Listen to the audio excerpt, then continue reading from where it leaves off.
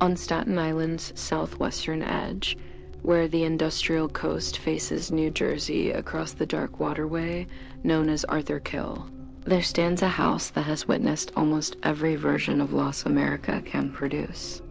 Its architecture is ornate, a mix of Gothic and Queen Anne styles. Built around 1885 for the family of Balthasar Kreischer, a German immigrant who had turned clay into fortune. From his brick factory rose the chimneys that built New York's brownstone age. But fortunes burn as easily as they're fired. After Balthasar's death in 1886, his sons inherited the factory, the house, and the weight of a name too heavy for any generation to hold. Within a year, the Kreischer brickworks was consumed by flames. Contemporary reports describe it as an inferno, visible across the bay, reducing the family's empire to ash and debt. What remained was the hilltop mansion on Arthur Kill Road, a 14-room monument to ambition and grief. In 1894, tragedy struck again. Edward B. Kreischer, one of Balthasar's sons, was found dead inside the home's parlor. Newspapers called it a suicide, a gunshot to the temple. His wife would later take her own life, in what neighbors described as a quiet reenactment of the same despair. From that point forward, locals claimed the mansion never settled, voices of argument, faint cries, and the smell of smoke emerging without fire. Superstition or not, the property's reputation darkened. Over the next century, the house outlived its family. It stood through neglect, vandalism, and the slow encroachment of Staten Island's industrial sprawl. In the mid-1990s, investors restored the building and opened a restaurant called Kreischer Mansion Restaurant, trying to civilize what history refused to forget. But in 2005, the house returned to violence. Joseph Joe Black, young, a handyman and bodyguard employed by the mansion's caretaker, murdered Robert McIlvey, a local man, inside the property. According to court testimony, the crime was premeditated, part of a botched scheme tied to organized crime. McIlvey was stabbed, dismembered, and his remains were burned in the mansion's furnace. The killer was convicted in federal court and sentenced to life in prison.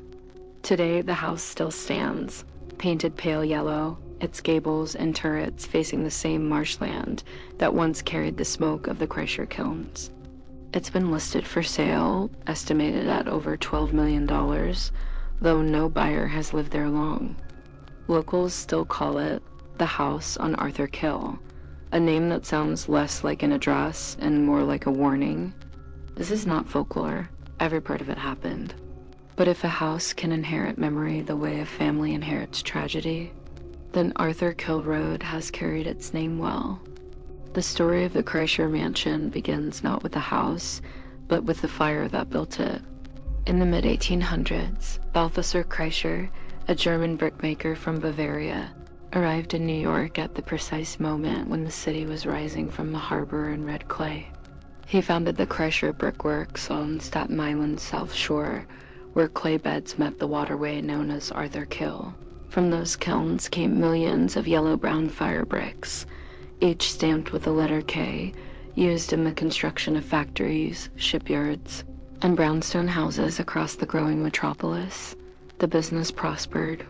By the 1870s, the Kreischer compound included workers' homes, a foundry, and its own dock.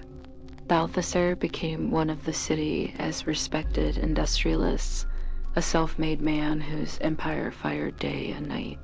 In 1885, he commissioned 2 identical mansions atop a hill overlooking his plant, one for each of his twin sons, Edward and Charles Kreischer. Only one house survives today. It would later be known simply as the Kreischer Mansion, but prosperity is fragile when built on fire. When Balthasar Kreischer died in 1886, leadership passed to his sons. Industrial competition was increasing, and the American market for handcrafted bricks was collapsing under the weight of mechanization. Within months, tragedy struck again. The main plant was destroyed by fire. Newspapers at the time called it a spectacular blaze on the South Shore. Dozens of workers were left jobless. The family fortune withered.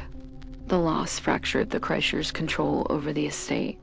Edward moved into the hilltop house, reportedly becoming increasingly withdrawn. Business debts mounted, and rumors spread that he had clashed with his brother and the trustees over ownership of the remaining assets. On June 8, 1894, Edward B. Kreischer was found dead in a mansion. The coroner ruled it a suicide. That death marked the end of the Kreischer Brickworks as a family dynasty. By the early 20th century, the factory grounds had fallen silent.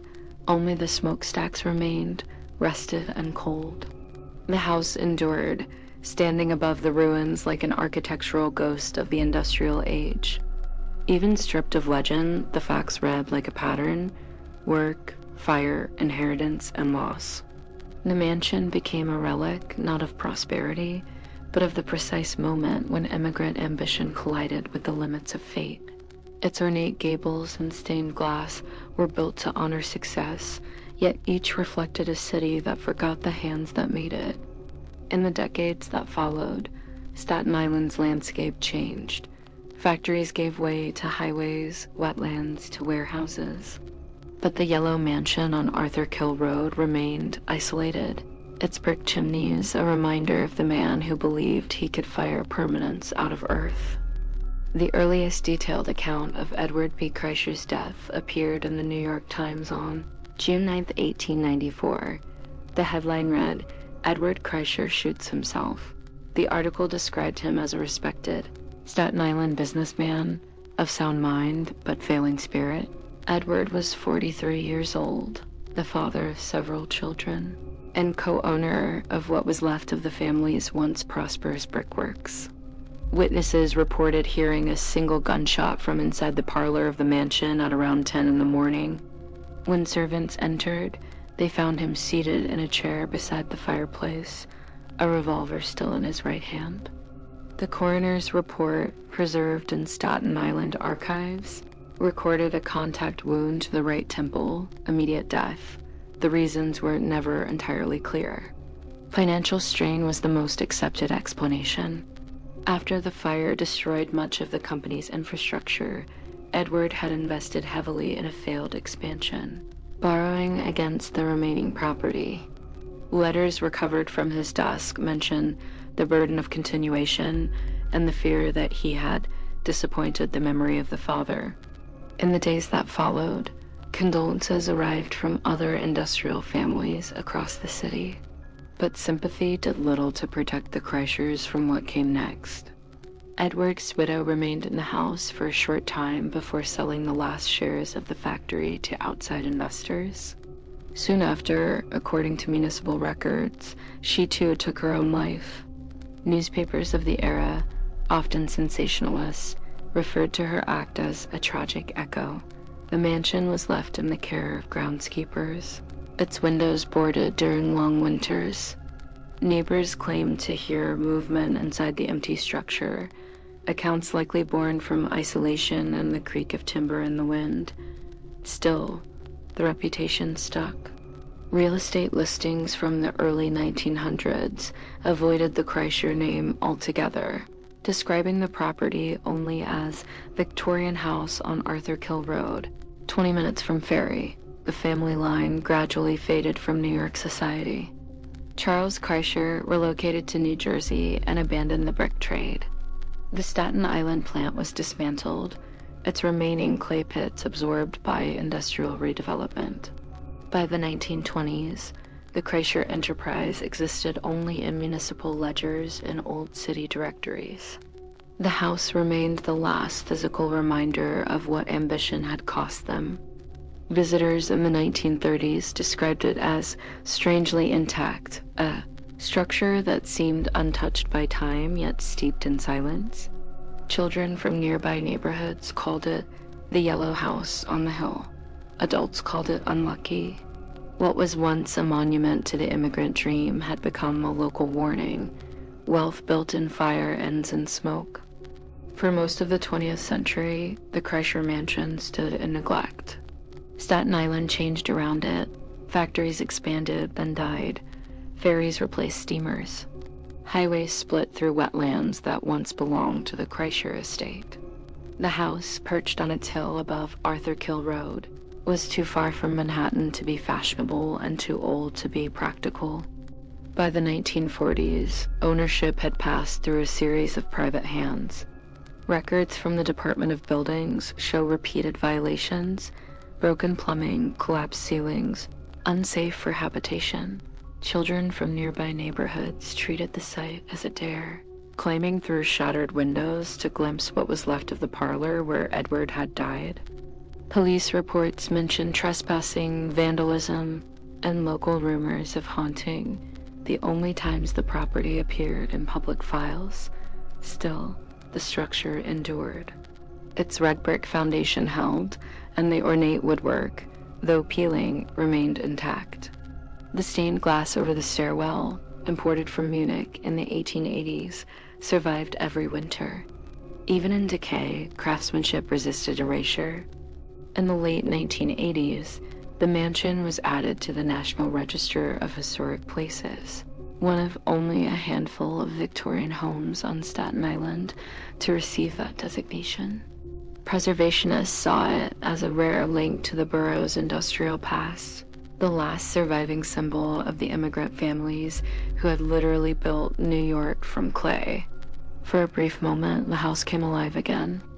In 1996, new owners restored its facade and opened the Kreischer Mansion restaurant. Menus featured German-American dishes, and the parlor was staged as a fine dining room lit by chandeliers that imitated the original gas lamps. Reviews described it as charmingly macabre, a place where history could be consumed alongside dessert. But running a restaurant in a historic building proved costly. Maintenance demands were endless. Heating alone drained profits. The business closed quietly within a few years. By the early 2000s, the house had fallen into disuse once more. Photographs from that period show it surrounded by weeds, the paint fading to a sickly yellow-gray. The once restored windows were boarded again. Only the turret's iron crest remained bright, catching occasional sunlight through the industrial haze. Local historians noted how perfectly the building mirrored Staten Island itself, an outpost of forgotten grandeur, suspended between urban expansion and rural abandonment. They called it a house built from endurance, but endurance has its limits. In 2005, the silence that had guarded the mansion for a century was broken in the worst possible way, not by myth, by murder. By 2005, the Kreischer Mansion was officially a historic landmark, but in practice it was half abandoned. The property belonged to a businessman named Ronald Boss, who occasionally rented it out for film crews and private events. To maintain the grounds, he employed a small staff.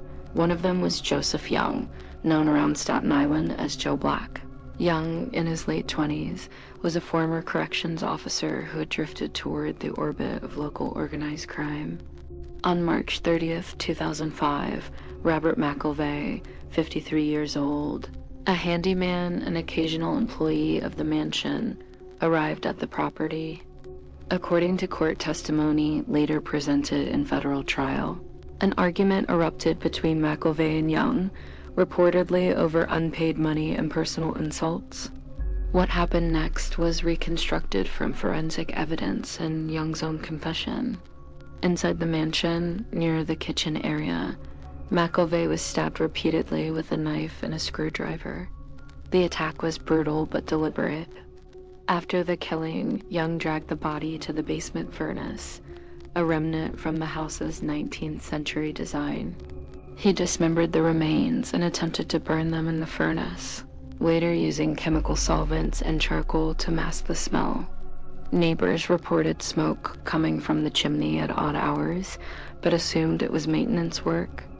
Federal prosecutors later revealed that Joseph Young had been working under orders from his employer, Ronald Boss, a reputed associate of the Bonanno crime family. Investigators believed the murder was meant as a message within that criminal network, though no direct evidence linked Boss to the act itself. Young's own statements alternated between claiming self-defense and admitting payment for the crime. The case came to light months later when Young confided the details to a girlfriend who alerted authorities. FBI agents and NYPD detectives excavated parts of the property, collecting blood traces, burn material, and bone fragments from the furnace. DNA analysis confirmed they belonged to Robert McIlvey. In 2008, Joseph Young was convicted in federal court on charges of murder in aid of racketeering and sentenced to life in prison. The trial transcripts depict a crime both calculated and desperate, an act committed in a place already saturated with history and loss. News photographs from the time show the mansion surrounded by crime scene tape, its ornate windows reflecting the blue flash of police lights. Reporters described it as a Gothic setting for a modern execution. The public fascination with the case revived interest in the property, but not the kind any owner wanted. After the verdict, the house returned to silence. No business reopened, no tenants moved in. The Kreischer Mansion once again became what it had always been, a beautiful structure built over ruin. A place where prosperity, tragedy, and crime aligned like chapters of the same American story. The murder at the Kreischer Mansion was not solved overnight. For months after the killing, Robert McIlvey was officially listed as a missing person. Friends and relatives told detectives he had been seen near the mansion shortly before disappearing, but with no body and no clear motive, the case stalled. Then, in early 2006, a break came from an unexpected source. Joseph Young's former girlfriend approached authorities and claimed that Young had confessed to her, describing in disturbing detail how he had stabbed, dismembered, and burned a man inside the old mansion on Arthur Kill Road. She said he'd spoken of the killing as if it were work. The FBI joined the investigation under the Organized Crime Control Act, since Young was reportedly working for Ronald Boss, who was suspected of ties to the Bonanno crime family, one of New York's major mafia organizations. Agents obtained a federal search warrant for the mansion. Crime scene technicians entered the house in protective suits, photographing every room. In the basement, they found traces of blood on a concrete floor and scorched residue inside the old iron furnace. Samples were sent to Quantico for analysis. When DNA testing matched the fragments to McKelvey's missing person record, the investigation turned from speculation to evidence. Joseph Young was arrested on July 26, 2006. In custody, he alternated between cooperation and denial. During interrogations, he claimed that McIlvey had disrespected his employer and that the murder was just business. He described how he used a knife and a screwdriver, dismembered the body, and attempted to incinerate the remains in the furnace, a confession later repeated in open court. At trial in 2008, federal prosecutors charged Young with murder in aid of racketeering, a serious offense under organized crime statutes. The proceedings took place in the Eastern District of New York, presided over by Judge Carol Bagley Amin. Witnesses included forensic experts, FBI agents, and Young's ex-girlfriend, who recounted his confession under oath. The defense argued that Young was mentally unstable and acted alone, without orders, but the jury found the evidence overwhelming. Blood DNA, cell phone records placing Young at the scene, and the physical characteristics of the furnace all aligned with his statements. On August 14, 2008, Joseph Joe Black Young was convicted on all counts and sentenced to life imprisonment without parole. The verdict closed a chapter, but not the fascination. The mansion became a symbol, not just of violence, but of how easily history recycles its own darkness. Local news outlets ran headlines like "Death Returns to Staten Island's Haunted Mansion," pairing archival photos from the 1890s with the new crime scene. For residents, the story felt less like coincidence than repetition. A house built by fire, cursed by fire, now marked by it once more. After the trial ended in 2008, the Kreischer Mansion returned to the uneasy quiet that had defined most of its existence. The FBI sealed the basement furnace and released the property back to its owner, Ronald Boss, who soon faced his own legal troubles unrelated to the case. The house, though cleared for sale, carried the permanent stigma of its past. Local newspapers referred to it as the Mansion of Four Deaths, counting Edward Kreischer's suicide, his wife's later death, and the 2005 murder of Robert McIlvey. Real estate listings omitted those details, describing it simply as historic Victorian home with river views, but everyone on Staten Island knew what it was. In 2012, the property appeared briefly on the market for $11.5 million. Its photographs carefully staged, bright daylight, trimmed lawn, no mention of the furnace below. Few potential buyers ever visited in person. Reporters who toured the site described the paradox: a beautifully preserved 19th century interior, hand-carved wood, imported glass, and beneath it all, the shadow of violence impossible to erase. Television found the mansion irresistible. It appeared in episodes of Boardwalk Empire and Gotham, doubling as Prohibition-era homes and mob hideouts. For audiences, it was fiction. For locals, the authenticity was uncomfortable. Every tracking shot through its corridors passed the same rail staircase where police had once photographed bloodstains. Historians point out that the house stands on one of the last undeveloped ridges of southern Staten Island, a rare survivor of the borough, as industrial heritage. The surrounding area of Charleston, once Kreischerville, now holds warehouses, parking lots, and gas stations. The mansion sits above them all, fenced and gated, its turret visible from the highway like a relic that refused to sink. Cultural fascination with the property has not faded. Documentaries, podcasts, and crime blogs revisit the case every few years, retelling the story of a building that seems to collect tragedy the way its bricks once collected heat. Paranormal groups often request access, though no credible evidence has ever been recorded. The mansion does not need ghosts. Its history is haunting enough. In 2015, the New York Landmarks Conservancy renewed its preservation status, citing both architectural and historical value. The report concluded, the Kreischer House remains one of the most intact late Victorian residences on Staten Island, a rare witness to the island's industrial past and its violent modern history. Today, the house remains privately owned, occasionally open for film shoots or academic research. Its shutters are kept closed, its gates locked. To most New Yorkers, it exists only as a headline remembered or a photo glimpsed online, a perfect summary of the island that holds it, separate, self-contained, quietly forgotten. Long after the investigations ended, the Kreischer Mansion found a second life, not as a home, but as a location. Film and television producers discovered what historians already knew. The building was a perfect time capsule. Its Victorian architecture, its isolation, even its faded color palette could recreate any era between 1880 and 1940 without the need for digital artifice. In 2010, HBO selected the mansion as a filming site for Boardwalk Empire, Martin Scorsese's series about Prohibition-era Atlantic City. Its interiors doubled for the homes of gangsters and politicians. Cinematographers favored the natural gloom, narrow corridors, stained glass that filtered light into amber haze, wood paneling that seemed to absorb sound. For the first time in over a century, the mansion was full again, not with family, but with actors, crew, and the artificial warmth of production lights. In 2014, the mansion appeared in the pilot episode of Gotham, representing a mob family residence.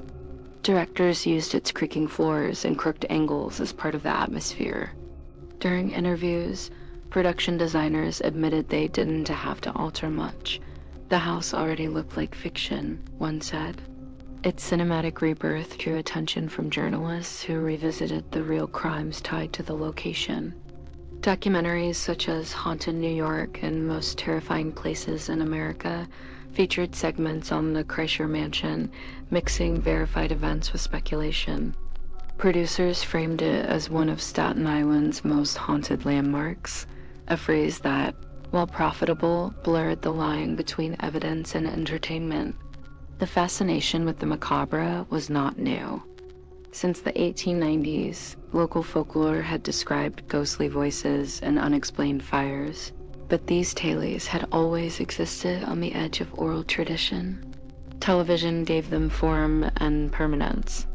The more the house appeared on screen, the more myth replaced memory.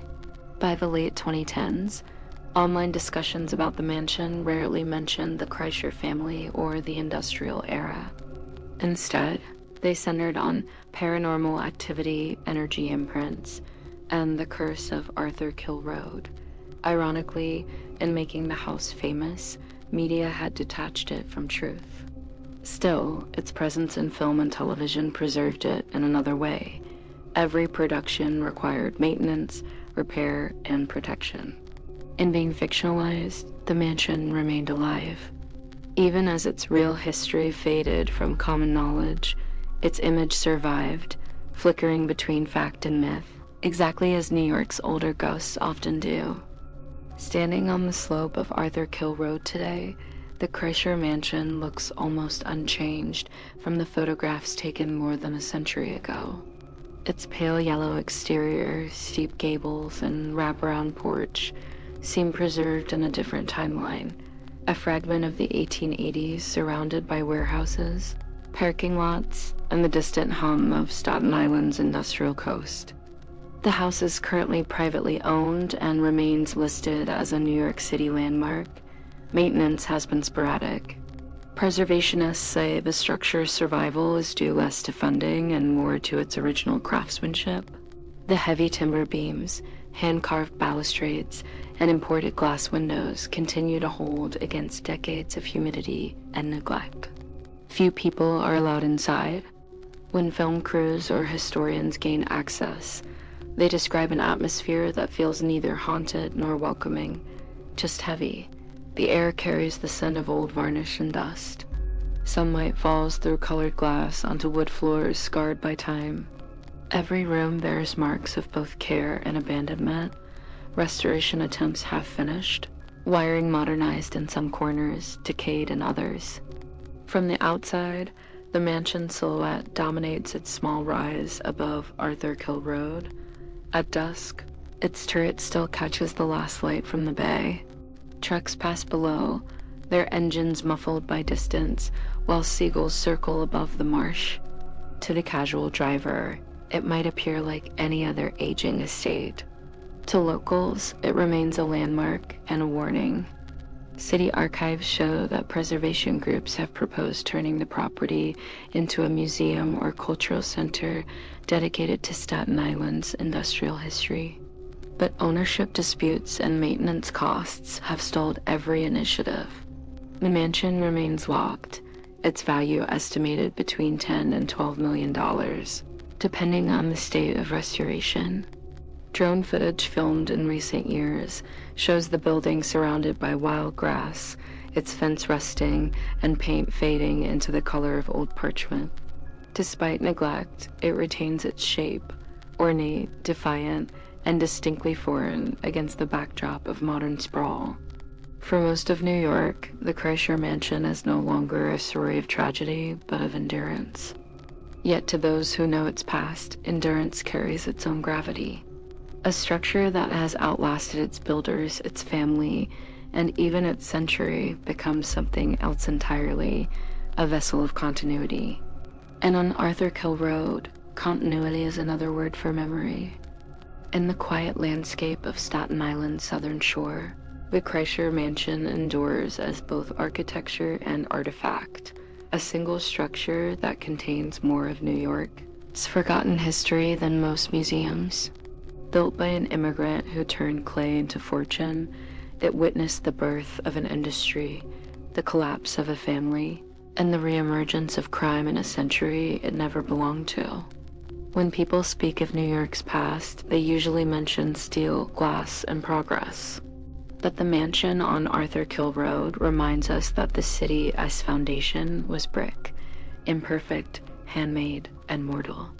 Every wall that rises eventually bears the fingerprints of those who built it and the cracks of those who fell. The Kreischer story is not about ghosts. It is about inheritance. The inheritance of ambition, of failure, and of the human instinct to leave something behind, even if that something becomes heavier than the life that created it. Edward B. Kreischer's death ended a dynasty, but his house refused to die. Its survival is neither curse nor miracle. It is the natural persistence of matter against indifference. Historians call places like this living archives. Every layer of paint, every nail, every repaired hinge becomes evidence of endurance. Yet endurance, over time, changes meaning. A home becomes a landmark, a tragedy becomes a story, and a story becomes a mirror. When visitors stand before the Kreischer Mansion today, they don't just see a house. They see the distance between then and now, a distance measured not in years, but in silence. The silence of industry gone cold, of families erased from directories, of a city that keeps building new towers while its old ones turn to dust. The mansion still faces west, toward the gray water of the Arthur Kill. Every evening, as the light fades, the windows catch the reflection of passing ships. For a brief moment, they glow, as if remembering the furnaces that once gave the family its name. There are no legends here, only history. And sometimes history is the darkest story we have to tell.